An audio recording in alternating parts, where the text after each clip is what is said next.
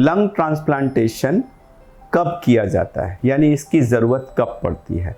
Lung transplantation की ज़रूरत तब पड़ती है जब किसी व्यक्ति के लंग्स इस हद तक खराब हो जाते हैं कि वह नॉर्मल जो ऑक्सीजन अंदर ले जाना और CO2 बाहर निकालने की प्रक्रिया को नहीं कर पाते और व्यक्ति की ऑक्सीजन कम होने लगती है और नॉर्मल ऑक्सीजन मेंटेन करने के लिए उसको 24/7 बाहर से ऑक्सीजन देने की ज़रूरत पड़ती है और कभी कभी उसके बावजूद भी उसके ऑक्सीजन लेवल्स नॉर्मल नहीं मेंटेन हो पाते। इसको हम लोग मेडिकल टर्म्स में एंड स्टेज लंग डिजीज कहते हैं, यानी कि लंग की बिल्कुल अंतिम स्टेज की हालात को कहते हैं। ये एंड स्टेज लंग डिजीज कई बीमारियों की वजह से हो सकती है।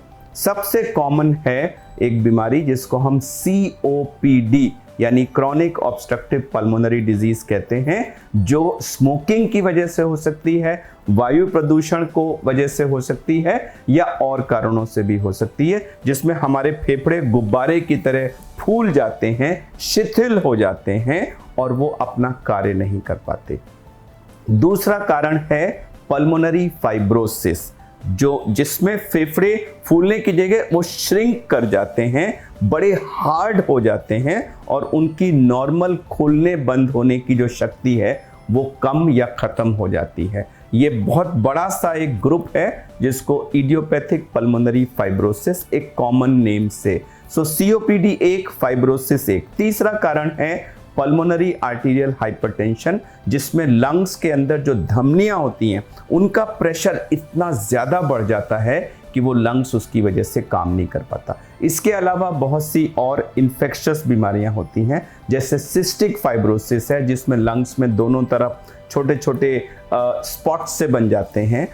ब्रोंकिएक्टेसिस है जिसमें लंग्स में दोनों तरफ स्पॉट्स से बन जाते हैं। सार्कोइडोसिस है और ऐसी ही और लेस कॉमन बीमारियां हैं जो कभी कभी कुछ पेशेंट्स में एंड स्टेज लंग डिजीज। तो इन सारी बीमारियों की वजह से अगर कोई रोगी एंड स्टेज लंग डिजीज पहुंच गया है, जहां पर किसी भी दवा से उसको सुधारा नहीं जा सकता, उसको क्योर नहीं किया जा सकता, तब इस व्यक्ति के लिए लंग ट्रांसप्लांट ही आज की तारीख में एकमात्र उपाय रह जाता है। धन्यवाद।